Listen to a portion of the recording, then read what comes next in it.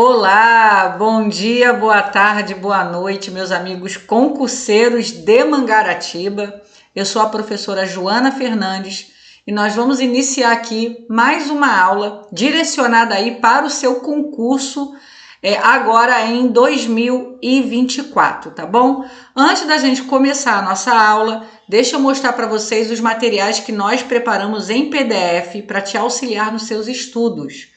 Aqui no nosso site expressoconcurso.com.br, você tem o link aqui na descrição do nosso vídeo. Você vai encontrar aqui, ó, na abinha aqui logo no início, ó, concurso Mangaratiba. Clicou, vai estar aqui para você, ó, quero saber mais. Aqui você vai encontrar questões comentadas de História e Geografia de Mangaratiba, de Lei Orgânica de Mangaratiba, de Estatuto dos Servidores de Mangaratiba e conhecimentos específicos para você que vai fazer o cargo aí de merendeiro, tá bom? Então tá aqui para você. Além disso, você vai encontrar aí, ó, questões específicas de professor para especialista, professor de história, professor de filosofia, né, educação física. Temos aí materiais específicos. Temos conhecimentos pedagógicos e legislação educacional, para você que vai fazer cargo aí de magistério, é um material aí com quase 1000 questões comentadas. Temos também um curso específico para professores de história, um curso em vídeo, onde a gente vai trazer aí todos os tópicos de conhecimentos específicos do cargo de professor de história para você. Você pode aqui também estar conhecendo o nosso curso, tá? Do nosso material aqui, ó, você tem a opção de baixar uma amostra, tá? Ah, eu quero ver um pedacinho, quero ver como é que é esse material. Abri aqui, ó, conhecimentos gerais, tá vendo? Aqui você vai dar uma olhadinha no nosso material, ver como é que o nosso material é organizado. Também em Lei Orgânica você tem a opção de baixar a amostra, estatuto, você dá uma olhada. Decidiu adquirir, ó, clicou aqui em adquirir, vai abrir para você a nossa plataforma parceira aqui, Wi-Fi. Aqui você vai digitar, né, os seus dados, vai fazer a sua compra. Se você pagar com cartão ou com Pix, preste atenção, você vai receber esse material na mesma hora. Terminou de fazer a compra, esse material é enviado para o seu e-mail, tá? O nosso material ele é 100% em PDF. Se pagar com boleto bancário, você vai ter que aguardar aí 3 dias para compensação do pagamento, tá bom? Gente, tá aqui então para você, né?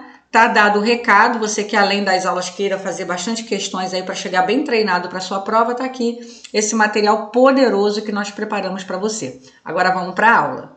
Hoje a gente vai falar sobre a história, né? Vamos começar falando da história de Mangaratiba, tá? Um pouquinho dessa história, de como é que Mangaratiba, a cidade de Mangaratiba foi se formando, tá? Algumas coisas, é claro, a gente vai pegar aqui o que é de mais importante. A gente vai falar que o que a gente está falando aqui é baseado em fontes oficiais, tá? Fontes do IBGE, dos sites oficiais da Prefeitura de Mangaratiba. Então é com base nessas informações que nós vamos trazer para vocês aqui o que há de mais importante e relevante da história da cidade, né? Vamos lá?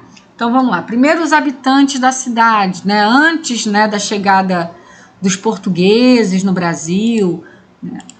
Antes, né, da formação da própria cidade de Mangaratiba, quem viviam nessas terras, né? Quem eram os habitantes dessa terra? Os primeiros habitantes, eles são bem anteriores até a era cristã, né? Nós temos relatos aí de habitantes dessa região há mais de 5, 6 mil anos, tá? De habitação, não só das terras de Mangaratiba, mas de todo o litoral brasileiro. Nós temos aí dados, né, que mostram que já há milhares de anos nós temos ocupação humana nessa região. Como é que a gente sabe disso? Olha, a presença de sítios sambaquis. O que são sítios sambaqui, né? Sítio sambaqui, gente, é isso aqui, ó. Tá vendo aqui na figura? Tá vendo esse monte que eu botei aqui para vocês? Isso aqui é um exemplo do que seria um sítio sambaqui. Sambaqui quer dizer monte de conchas. Então, nessas regiões de praia, nessas regiões litorâneas, à medida que os arqueólogos começaram a escavar para descobrir, né, como era a vida aqui há muitos anos, se achou, né, dentro desses montes um monte de conchas, e nessas conchas se achou o quê? Vestígios de sociedades que habitaram essa região. acharam ossos, pedaços de objetos que eram utilizados. Então, através desses vestígios sambaquis, é que nós podemos dizer que a cidade de Mangaratiba, né, a região onde hoje é a cidade de Mangaratiba, é habitada há milhares de anos, tá? Muito anterior à chegada dos portugueses, anterior até à presença daqueles índios, né, dos índios que nós conhecemos e estudamos nos nossos livros de história.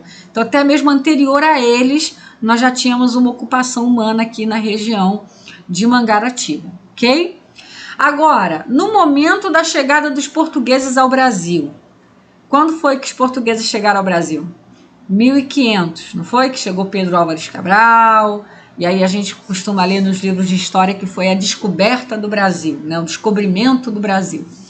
Então, nesse momento, quando os portugueses chegaram no Brasil, o que nós tínhamos em Mangaratiba? Nós tínhamos a presença de um povo, e esse povo, essa nação, na verdade, esse povo não é uma tribo só, as pessoas acham que é uma tribo só, não é? É uma nação, tá? É um grupo de tribos que se identificam por uma língua e por uma cultura, e eles se identificam como tupinambás, tá? Então, nós vamos ter a presença do povo tupinambá nessa região, que vem lá de Paraty, né, que atravessa, aliás, desde Itaguaí até Ubatuba, né? Então, toda essa costa, Angra dos Reis, Paraty, toda essa região costeira, né, que a gente chama aí de Costa Verde hoje, né? Toda essa região era habitada por tribos tupinambás, pelo povo tupinambá, que era uma nação composta de várias tribos. Mas o que essas tribos tinham em comum? A mesma língua, falavam um dialeto próximo, tinham os mesmos cultos, as mesmas tradições, né? Tinha uma identificação, eram como tribos irmãs, né? Que tinham uma cultura similar, ok? Essas tribos tupinambás tiveram dois líderes que foram muito importantes na história da região de Mangaratiba e muito importantes na história do Brasil, não só de Mangaratiba, tá? Que é o Cunhambebe. Inclusive, essa gravura aqui, gente, é uma gravura feita do Cunhambebe, baseada em relatos, né, de viajantes portugueses que foram aprisionados pelos tupinambás e que foram prisioneiros do Cunhambebe, e fazem relatos de como o Cunhambebe era, né, qual era a postura dele. Falam que ele era um homem muito alto, assim, um homem de quase 2 metros de altura, era um homem assustador, tinha uma expressão muito assustadora. E baseado nesses relatos, nós temos algumas gravuras aí desenhadas, né, sobre o Cunhambebe. Essa aqui é uma delas, tá? E o Aimbirã, que foi filho do Cunhambebe, após a morte do Cunhambebe, ele assumiu essa nação tupinambá, né? Ele assumiu esse povo, ele assumiu a liderança desse povo. Por que esses líderes estão sendo citados? Por que eles são importantes? Porque eles foram os pivôs, né? Eles se tornaram os pivôs de um grande reboliço que aconteceu logo no início da história da colonização do Brasil, tá? Que foi os índios, né, se rebelando contra os portugueses, que as pessoas acham que o Brasil não teve guerra, mas o Brasil já nasceu com guerras, tá? Então, esses índios tupinambás não gostavam dos portugueses, tá? Não gostavam dos portugueses. E aí eles vão montar um movimento, vão fazer uma união de tribos para expulsar os portugueses, para lutar contra os portugueses. E esse movimento ficou chamado de Confederação dos Tamoios, que a gente vai falar agora, que tem muito a ver com a história de Mangaratiba e com a história do Brasil como um todo. Antes de eu entrar nesse tópico, eu vou falar para vocês um pouquinho sobre como é que foi essa guerra, né, quem venceu, né, quem perdeu, como aconteceu tudo. Eu vou mostrar para vocês rapidinho os nossos materiais, porque a gente tem um material em PDF de questões comentadas para você treinar para a sua prova, tá? Então, deixa eu mostrar para você o nosso material, depois a gente volta para cá e eu vou concluir a aula falando para vocês aí um pouquinho mais sobre essa guerra, né? Essa primeira guerra, vamos dizer assim, em território brasileiro, que foi a guerra desses índios tupinambás contra os portugueses, tá?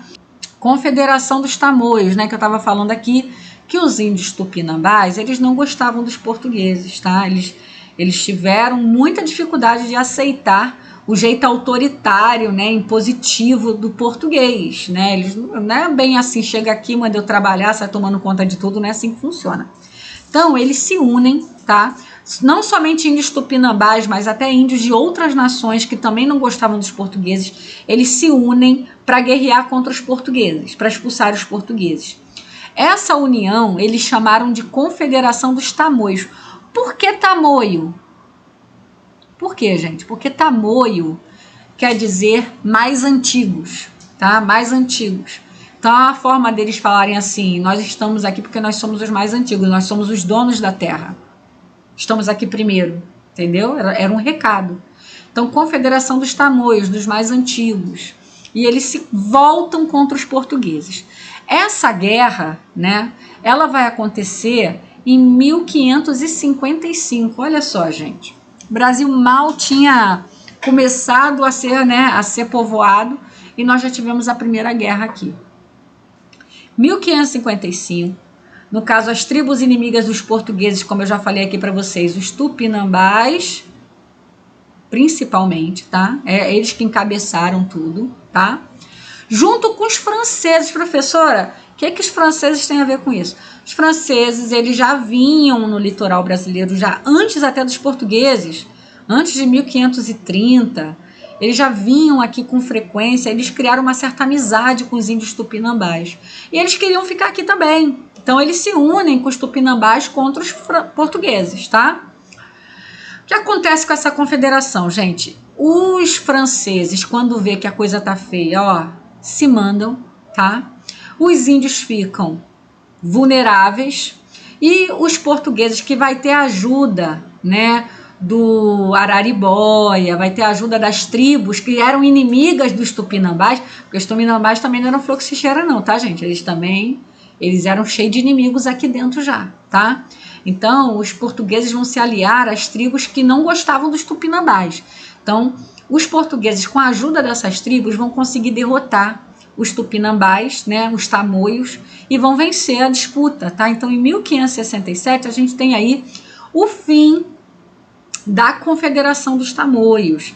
E esse fim, ele é marcado por um grande massacre que vai acontecer, onde mais de 5.000 tupinambás são exterminados numa única noite. Numa única noite, mais de 5.000 tupinambás são mortos. Eles mandaram pegar a cabeça, assim, botar nas estacas de madeira, colocar assim nas praias, para que os outros que ainda estivessem fugidos realmente né, sai fora, porque aqui não tem vez, né, e tomaram conta da situação. Então, a partir daí, os franceses que ainda, né, alguns que ainda insistiram em ficar foram expulsos, e os tupinambás foram praticamente exterminados. Praticamente, porque é claro que houveram alguns sobreviventes, alguns remanescentes, mas a grande maioria, né, a força maior foi totalmente aí exterminada após esses combates, tá bom? E aí vai abrir espaço para o período de colonização da região de Mangaratiba, tá? Então aí que os portugueses vão começar a de fato ocupar essa região e a colonizar essa região, mas isso a gente vai ver na próxima aula, tá bom? Para você poder aí absorver essa informação dessa aula agora, né? Assimilar isso daí para poder a gente partir depois para a próxima etapa da história da cidade, tá bom?